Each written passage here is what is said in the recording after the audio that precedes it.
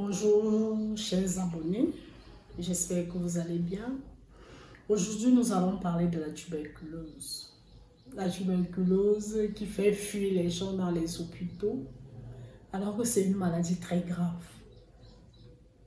Je pense que j'ai parlé de la vaccination parce que si quelqu'un n'est pas vacciné contre cette maladie, surtout nos petits-enfants, ils sont très vulnérables.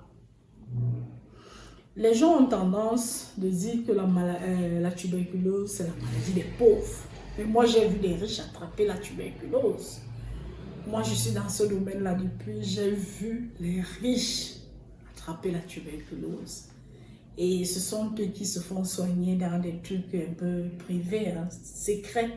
Donc, tu ne vas pas les voir. Peut-être si celui-là habite Yaoundé, il va aller dans un village là où il y a les soins pour la tuberculose. Donc, ce sont de dire que la tuberculose, c'est une maladie des pauvres. Cette maladie,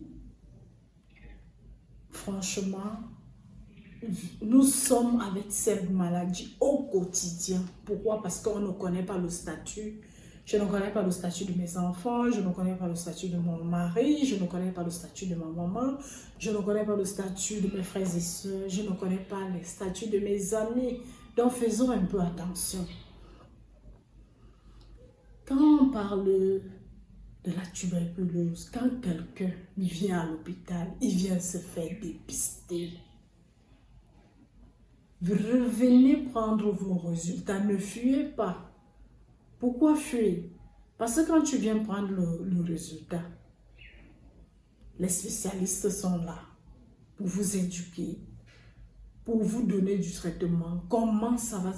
La tuberculose, ce n'est pas quelque chose où tu vas aller te mettre au quartier et dire « j'attends ma mort ». Non, ça se soigne. Ça se soigne. On te soumet à un traitement que tu dois seulement respecter. Et maintenant, après 2 mois, tu viens faire un examen de contrôle. Après, je pense, 5e mois, tu viens faire un autre examen de contrôle. 6e mois, tu viens faire un examen jusqu'à que tu sois guéri. Moi, je vous parle en tant que cette personne-là qui suit ses patients au quotidien. Au quotidien, ces gens-là ne... C'est pas... Si c'était, par exemple, attraper une maladie, moi, j'aurais dit, comme quelqu'un m'avait dit, tu es trop courageuse. C'est une maladie qui se soigne. Et nous devons donner de l'amour à ces gens-là. Nous ne devons pas les stigmatiser. Et moi, je parle de la stigmatisation à nos chers collègues, nos docteurs, nos infirmiers, tout ça. Quand quelqu'un qui a la tuberculose vient vers vous, prenez bien des précautions, mais ne le montrez pas, parce que quand vous le montrez, vous le frustrez. Vous le frustrez, franchement.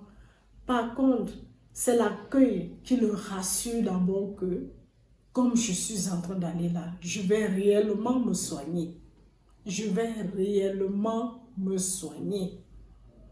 Mais si tu commences, dès qu'il est la TB, non, assieds-toi là-bas, non, fais comme ça, tu vas aller apporter ton masque. Docteur, tu ne sais pas que quand il se sent déjà très mal dans sa tête, il ne sait même pas s'il va continuer avec vous ou pas.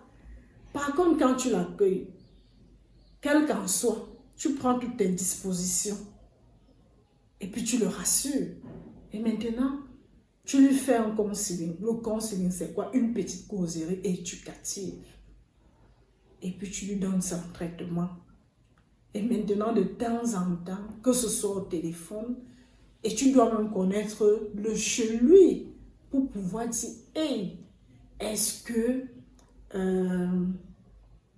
je peux aller le voir? Parce que couper, lui donner le médicament et dire, il faut toujours boire peut-être chaque 5 heures. Ne pas le suivre constamment, c'est ce qui fait fuir nos malades. Par contre, quand tu appelles au téléphone, comment tu vas papa, comment tu vas maman, comment va l'enfant? On va te dire, non, il va un peu bien.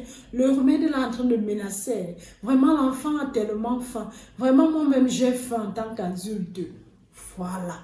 Cette approche-là, ça le rassure. Tu lui dis, ok, tu es déjà à combien de jours? J'espère que tu respectes. Le signe de prendre de ces nouvelles, ça le met en confiance parce que tu es en train, vous ne savez pas, cher docteur, vous êtes en train d'encourager quelqu'un qui se disait déjà mort, qui se voyait dans la fosse et qui revient à la vie. Moi, je vous dis qu'au quotidien, je fais cela. Parfois, je passe. Je me rappelle qu'il y a mes supérieurs qui passaient un jour, il devait avoir des causeries avec ces gens malades. Moi, je ne m'attendais pas à un tel témoignage de moi. Et je dis que non, comme vous voyez la dame là, elle est vraiment une dame accueillante, vraiment elle rassure, elle appelle, elle vient nous rendre visite. Je ne savais pas que ces gens-là, franchement, ça m'avait fait la joie. Que, hey, donc je fais du bien à beaucoup de gens comme ça. Le fait seulement qu'ils, dès que j'appelle, oui, maman Cécile, comment, ça va, mon produit. Et rassurons-nous de toujours être à leur disposition. Pourquoi, quand il n'a plus de remède, allons vers eux, donnons-leur le remède. Parce que parfois, même c'est l'argent de transport qui lui manque pour venir prendre son médicament. Et là, quand tu arrives chez lui, tu vois un peu sa manière de faire. Tu vas lui corriger, par exemple, s'il est peut-être au milieu des gens, il est en train de tousser. Tu constates, c'est après que tu le retires, tu lui dis, bon, ok, il ne faut plus tousser quand tu es peut-être au milieu de tes enfants, quand tu es au milieu des gens, quand tu veux tousser, que tu vois là que tu veux tousser, tu te lèves un peu, tu vas vers l'extérieur et puis tu tousses là-bas.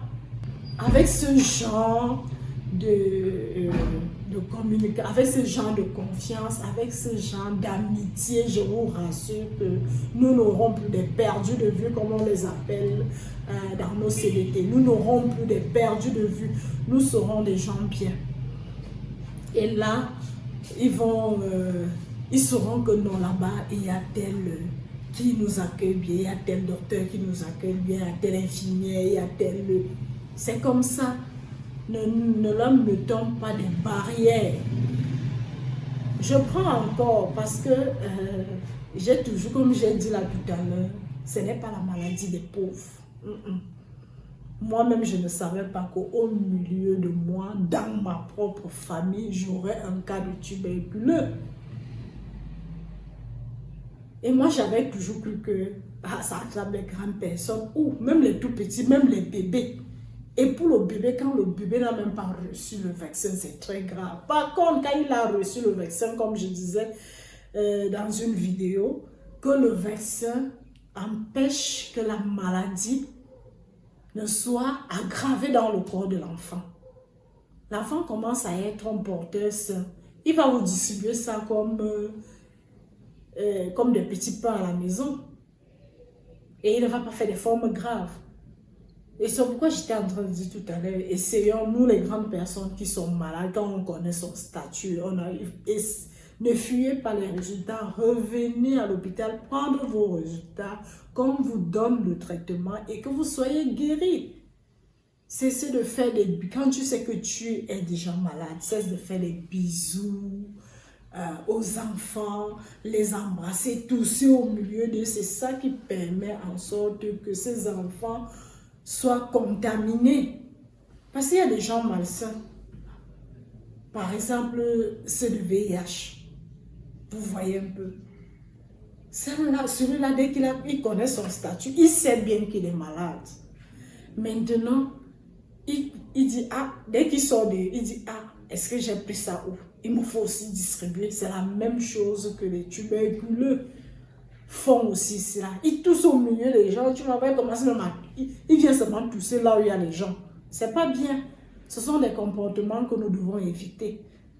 Soignons-nous. Venez au CDT, prenez vos résultats, quel qu'en soit le résultat. Faites l'approche vers les médecins, nos infirmiers, et puis prenez votre traitement. Qui sait? Il y a un papa qui disait que Moi, quand ma femme vous a vu dire que c'est la petite fille dont vous étiez en train de parler, quand je suis partie, j'ai causé avec lui, papa, maintenant, ce n'est plus seulement, tu vas souvent rester de temps en temps dehors et que tes petits-fils ne te rapprochent pas de toi parce que la maladie, vous voyez, comme je vous avais dit, elle est contagieuse, donc faites le maximum d'efforts. Et en plus, quand nous sommes arrivés dans la maison, on a fait le screening dans cette maison, donc on a regardé tous les enfants qui étaient là. On les a amenés au CDT, on a fini de dépister et maintenant, il y avait certains, il y avait quand même un qui était positif et les autres, on les a mis sous traitement préventif. Donc, chers patients, je peux dire, chers représentateurs des cas de TB, ne faites pas comme mon papa me disait que chez moi, on me donne la nourriture dans un coin, on ne s'approche même pas de moi, on prend le bâton et on pique sur l'assiette et on balance comme ça là pour que je puisse manger. Tout le monde voyait déjà que c'est une maladie très grave et que je vais les contaminer. Donc, je vous remercie parce que vous me suivez chaque jour et que vous allez prendre conscience de la maladie et que dans les prochaines éditions, nous allons plus parler. Si quelqu'un veut connaître plus, n'hésitez pas de nous écrire. Bonne journée à vous.